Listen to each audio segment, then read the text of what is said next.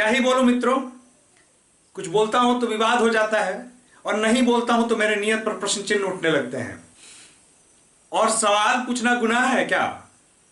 अब तक तो मैं अकेले सवाल पूछता था, अब शायद 6.5 लाख लोग सवाल पूछे। और सवाल पूछना अगर गुनाह है तो अब तो 6.5 लाख लोग सवाल पूछेंगे, क्योंकि सवाल ही इतने हैं जेएसएससी के सामने। जी हां, जेएसएससी सीजीएल और विवाद का नाता छूट नहीं रहा है। जेएसएससी सीजीएल की जो परीक्षा हुई ये कल और आज दोनों दिनों में ये संपन्न हुई, और इसके बाद इसके फिर विवाद से नाता जुड़ गए हैं। विवादों से नाता इस बार भी जुड़े और पहले भी जुड़े हुए थे। पहले भी इसके साथ कई ऐसे सवाल थे जो हमने पूछे थे, हमने लगातार पूछे थे, जिनका जवाब हमें नहीं मिला। अंततः कुछ छात्रों के ग्रुप ने पीआईएल दर्ज करके भी जवाब मांगा है कि कहीं कोर्ट के माध्यम से जवाब मिल जाए। और अब तो कुछ नए प्रश्न खड़े हो गए हैं। अब जो ये नए प्रश्न खड़े हो गए हैं, ये प्रश्नों के बारे में आपसे बात करूंगा कि ये सवाल क्यों खड़े हो रहे हैं, परिस्थितियां क्यों ऐसी बन रही हैं कि सवाल खड़े हो रहे हैं।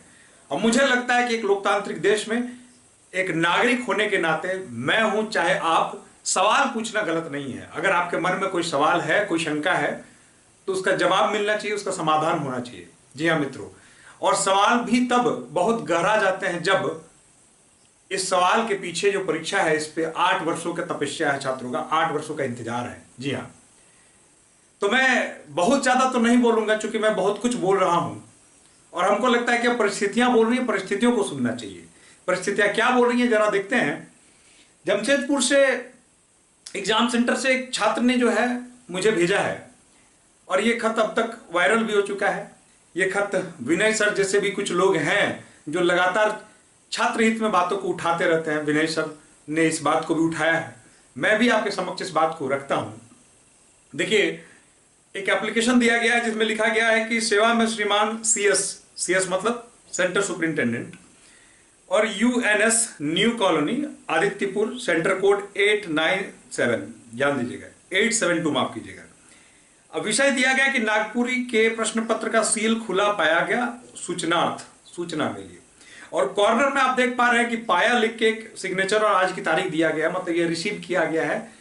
और जिन बच्चों ने भेजा उनका कहना है कि ये सीएस के द्वारा रिसीव किया गया है, हालांकि उनके कहने के बावजूद भी उस पर सील मोहर नहीं मारा गया। छात्रों ने जो लिखा कि सविनय निवेदक पूर्वक कहना है कि आपके विद्यालय में आयोजित जेएसएससी सीजीएल की परीक्षा के दूसरे पेपर नागपुरी पेपर 2 में, जिस पर हम लोग के 5 लोगों के द्वारा सील पैकेट पर हस्ताक्षर किया गया, ध्यान दीजिएगा, किंतु उसके अंदर एक प्रश्न पत्र जिसकी संख्या भी उन्होंने देखिए मेंशन की है 315524 का सील खुला पाया गया, जिसकी सूचना संबंधित पदाधिकारी को दी गई। और साथ ही प्रश्न पत्र खुला पाया गया है, उसकी संपूर्ण वीडियोग्राफी संबंधित पदाधिकारी द्वारा करवाई गई है, ध्यान दीजिएगा। और यह घटना कमरा संख्या 6 में हुई है। अतः श्रीमान से निवेदन है कि उक्त घटना की जांच कर उचित कार्रवाई की जाए। यह एक सवाल उठा है, ध्यान दीजिएगा। और आपके विश्वासी अभ्यर्थी, मैंने उनके डिटेल्स को हाइड कर दिया है क्योंकि उसको सार्वजनिक करना मुझे अभी उचित नहीं लग रहा है। यह जांच का विषय है, जांच आगे बढ़े, जांच में चीजें फाइंडिंग्स सामने आए।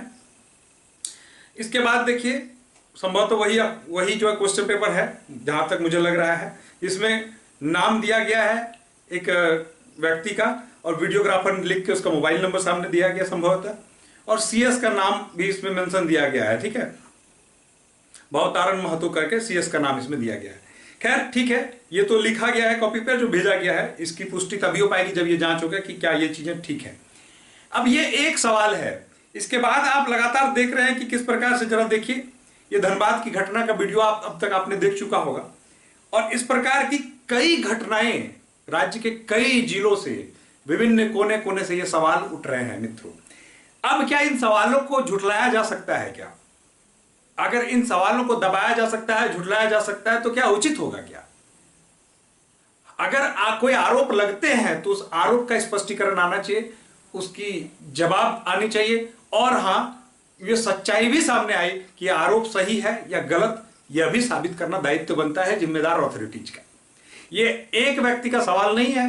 अब तो ध्यान दीजिएगा, अब तो लाखों विद्यार्थियों के मन में यह सवाल आ गया है कि क्या हमारी 8 साल की मेहनत पुनः एक बार खराब होने जा रही है? क्योंकि जो परिस्थिति का निर्माण हुआ है उसके बाद से ये लगातार सवाल पर सवाल उठेंगे और इन सवालों का जवाब भी चाहिए होगा।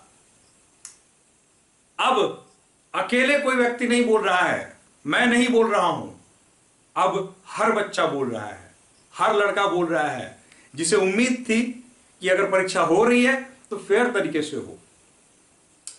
इन सवालों के बाद उसके भी मन में यह प्रश्न चिन्ह उठ रहा है कि क्या परीक्षा सही हुई।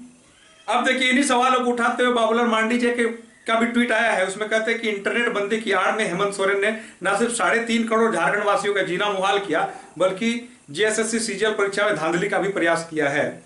किस प्रकार से जेएसएससी सीजीएल परीक्षा में सीटों का सौदा किया गया, उसका प्रमाण परीक्षा देने वाले युवा ही दे रहे हैं।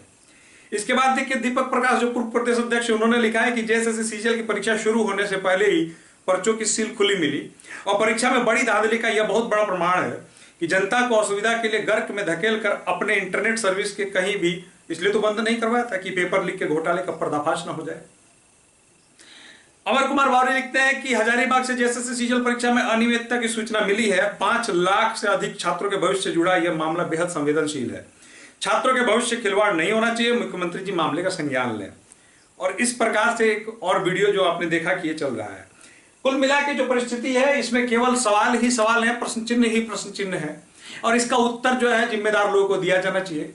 माननीय मुख्यमंत्री से मेरा भी निवेदन है कि प्रत्येक पहलू पे, छोटे से छोटे पहलू की जांच होनी चाहिए और जांच जो है बिल्कुल ट्रांसपेरेंट तरीके से होनी चाहिए कि कहीं जो छात्रों के द्वारा जताया जा रहा संदेह है वो सच है क्या।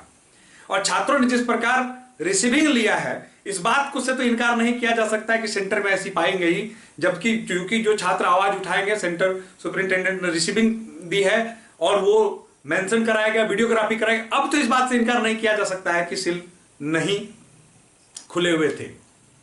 अब इन सवालों के बाद भी जयराम महतो, देखिए उभरते हुए नेता हैं, जयराम महतो ने भी सवाल पूछा है कि जानते हैं, उन्होंने एक स्टेटमेंट अभी एक न्यूज चैनल से आया उनका कि सरकार जानबूझ के इंटरनेट बंद करके रखी कि हमारा कहीं पर्दाफाश ना हो जाए, हमारे द्वारा जो ये गड़बड़ की गई उसका खुलासा ना हो जाए।